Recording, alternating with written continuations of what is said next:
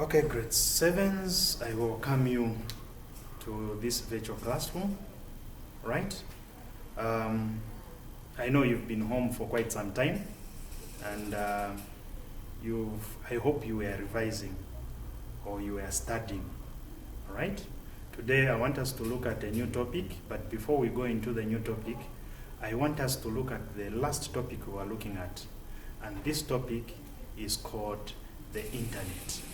You remember, we looked at the internet, okay? We looked at the internet and we defined, or I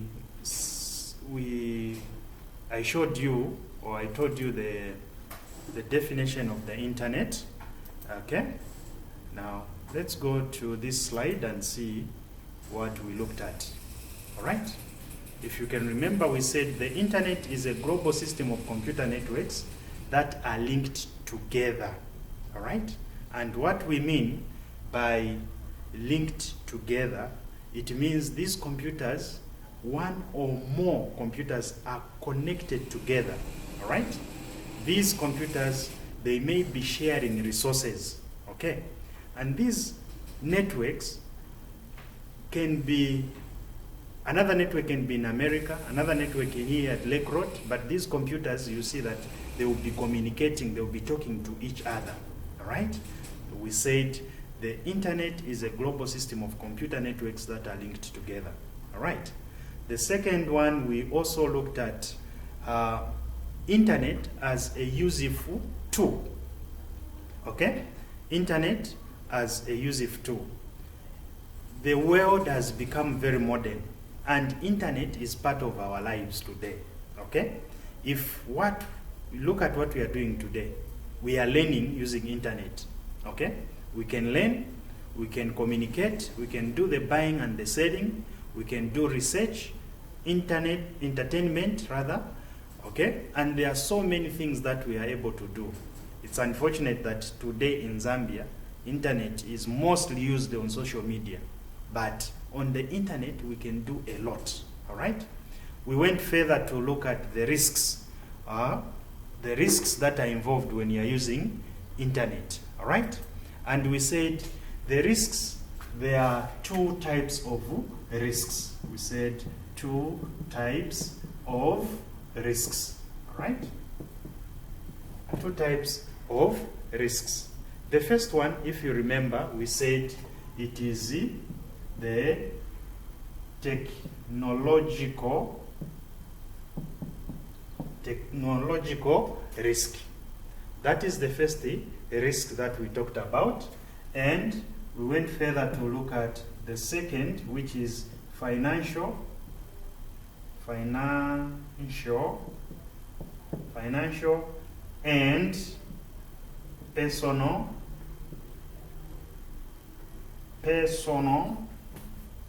and personal risks, okay?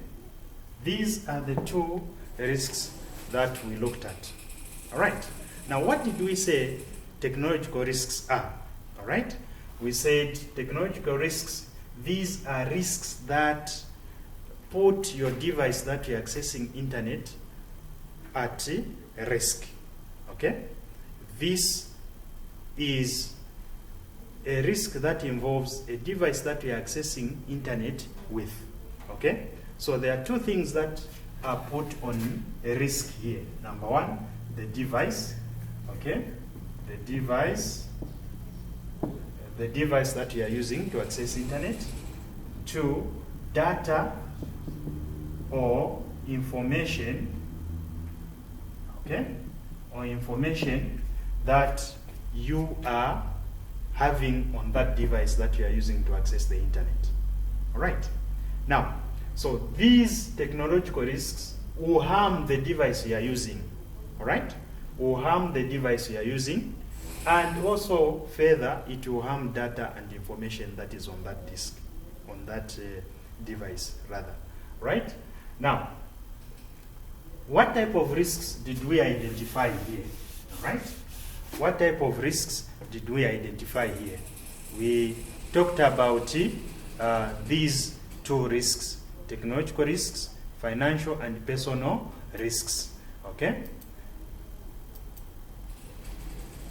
Technological risks, we said these are risks that will affect the device and the data on the device. All right? And some of these that are going to harm your computer include computer viruses, spyware, hardware. You can go further to your notes that I gave you to go and look at what spyware is and what hardware is. All right? We went further and looked at financial and personal risks, as I have said earlier. And we said financial risks put you in danger of losing money. That's what we said. While personal risks are threats to your life. All right? Now, under these financial and personal risks, we looked at phishing, cybercrime, hacking, cracking, crime, identity theft, sexual abuse, and cyberbullying. All right? So these are the two risks that we find on the internet. Okay? Excuse me. So before we look at today's topic, which is searching for and retrieving information. All right? So what I will urge you is to go through your notes that we looked at on the topic called the internet. Please go through, look at your notes, okay? Because I know these mostly they come in the exam. At least 3 or 4 questions will come from the questions that are based on the internet. All right? So the book that I recommend is Technology Studies, Longman, grade 7. It has all the notes that we require. You can use even the internet to research on some of these risks that we looked at. All right? Now, let's go back to our topic for today, that is searching for and retrieving information. All right? So, now, when you are searching for information, you search it from some source. Are we together? And when you find it in there, you need to retrieve it out. And that is the topic that we are going to look at. All right? Now, saving information. When you are working with a computer, there are different sources where we get information. All right? This information can come from some other computer. It can come from the internet. All right? Okay, it can be information from another computer to another computer on another network. All right? And we are saying the information that we save on the computers can not only be text. It can take various forms, and these forms can be photos and videos. All right? Now, whenever you are working on the computer, and we know that today computers have become very, very big in size. They are able to keep a lot of information, different types of information. You're able to keep music, you're able to keep videos, you're able to keep movies, you're able to keep a lot of things on a computer. All right? And for that matter, you need to know how to save information on a computer. If you remember, we looked at saving files on the computer. Okay? That is in grade 5. In grade 5, so you see how these topics they link up. You don't have to throw away your grade 5 books. All right? We looked at saving files in grade 5. Saving files. I'm just reminding you. Okay? Saving files. Under this, we looked at 2 critical things, that is save and save as. Okay? This is just a revision from grade 5 work. All right? So, when you are saving something, we said when you are using save, it means this file you are saving was saved at some point, and you have just made changes to your work, and when you are going to save, you use save. All right? And when you are saving a document or anything for the first time, you use save as. Why are we using save as? Because we want to name it. Name it, okay? You also want to select the location where you are going to save it. Right? That is what we looked at in grade 5. Now, we are looking at this on another topic today. Okay. Now, for you to save your work on a computer, right? For you to save your work on the computer, you need to look at where do you save your computer, or your information rather. There are two types of storage types on the computer, all right? The first one, we save something inside the computer. The other one is outside the computer, right? Outside and inside the computer. These are two places where we can save anything relating to computer systems, all right? It's either you save it inside the computer or outside the computer, all right? Now, if you look at what I've written here, the types of storage, all right? We will need to identify the type of storage where you're going to save your work. Is it inside the computer or outside the computer, all right? So the computer has got types of storage. And this is what I've written here, if you're able to see, types of storage. Computer systems have two types of storage. That is primary and secondary, okay? Primary and secondary.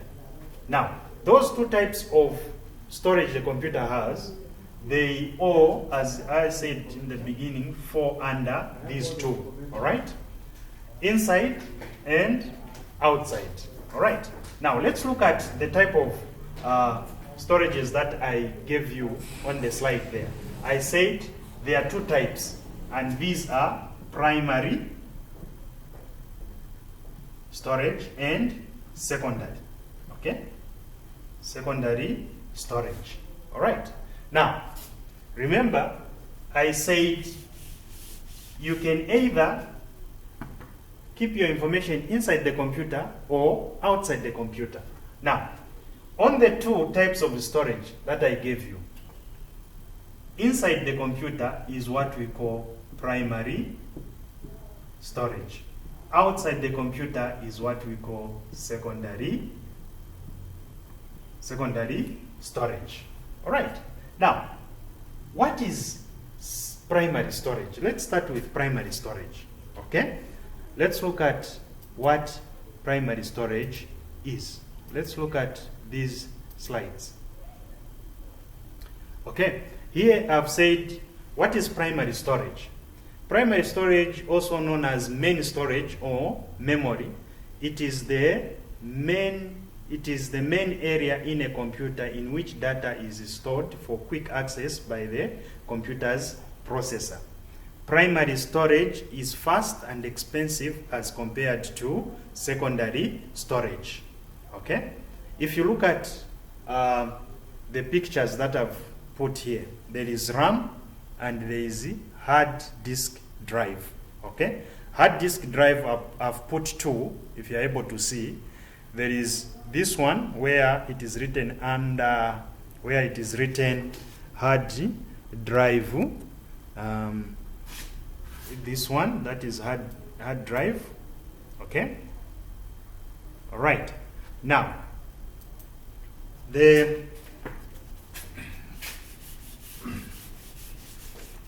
we said primary storage basically is primary storage.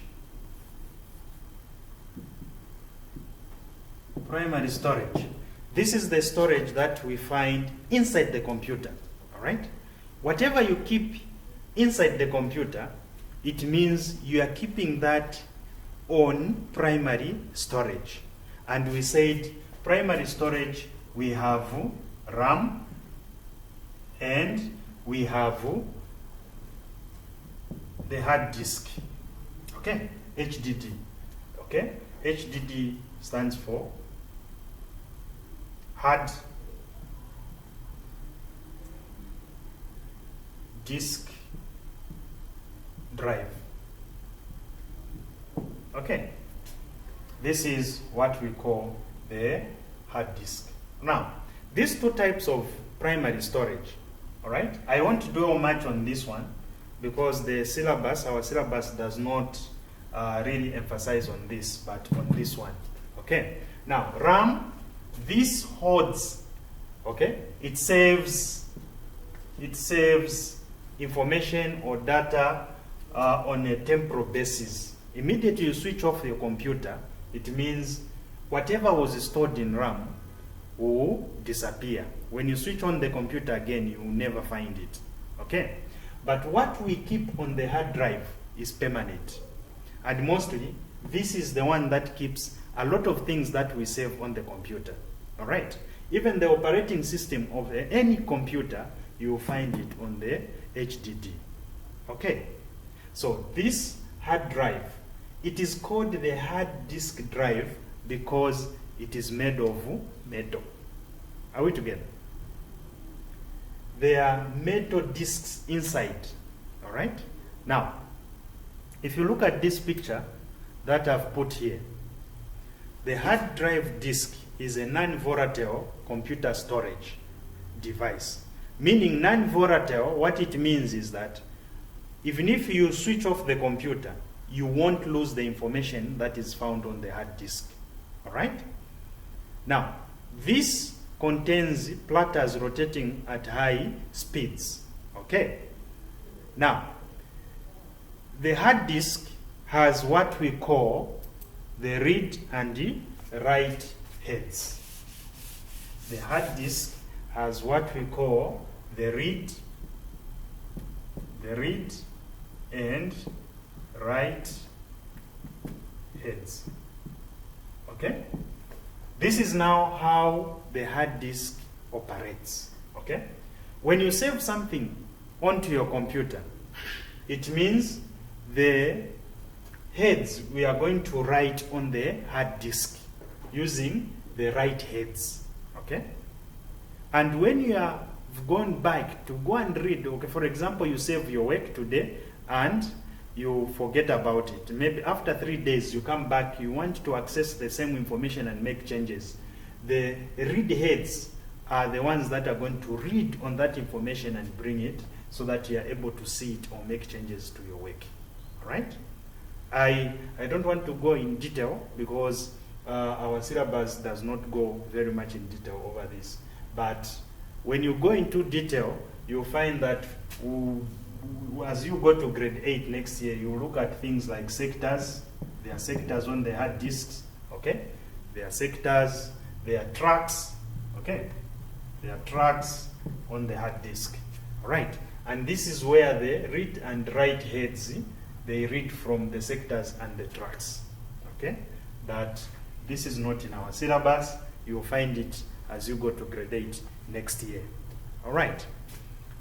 Okay? Let's go further and look at RAM. Though I didn't want to go much in detail, but it is one thing that we need also to put in mind, that it is one of the primary storage. Okay? Now, RAM stands for Random Access Memory. All right? RAM stands for Random Access Memory. Now, what it means is that you can access information in that RAM randomly, okay? Because when the files are stored in RAM, they could be, for example, you have 10 files, 1, 2, 3, 4, 5. Okay, for example, there are 5 files. Okay? So on this one, you can access your data by going direct, randomly, even to 3. You don't need to go serial, whereby you follow 1, 2, 3, 4, 5. No, you can just go, if you want number 5 file, you pick number 5. All right. Now, this is where I said RAM holds things temporarily because it is volatile. When we say it's volatile, it means it doesn't keep information for a long time. Okay? So once the computer is switched off, it means whatever is in that disappears. Whatever was in RAM disappears. Okay? So it is part of storage that stores things when you are working on the computer. Whatever you are doing on the computer, before it goes anywhere, it goes and sits in RAM. No wonder when people are buying computers, they will ask what is the size of RAM. Okay? And the size of RAM is measured in GB. GB stands for gigabytes.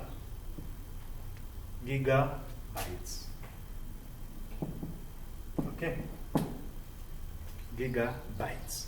The same as the hard drive. Also, the capacity of the hard drive is measured in GBs, which is gigabytes.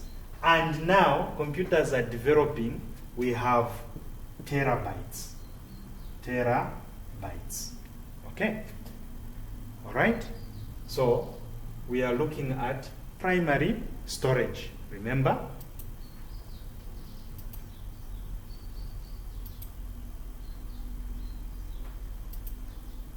Okay. So for today, we'll just end here, but we'll continue and look at further primary storage devices. Primary storage devices. So for today, basically, we have looked at saving information on the computer. All right? Saving information on the computer. We said once you have finished working on your computer, whatever you are doing, you need to save your work. Are we together? You need to save your work. After saving your work, you need to come back and retrieve your work. Okay? Search and retrieve your work. And we have looked at where do you save your work. We have discovered to say the computer has two places where you can save your work. And this is primary, okay? Primary storage and secondary storage. All right? Those are the two places where your computer, you can save things or files or data. All right? Now, we have looked at primary storage alone. We haven't looked at secondary storage. In the next lesson, we'll finalize on primary storage and go to secondary storage. And in the primary storage, we said there are two types of primary storage devices that we have looked at. It is the hard disk drive and RAM. Okay? Our concentration is much on the hard disk drive. Okay?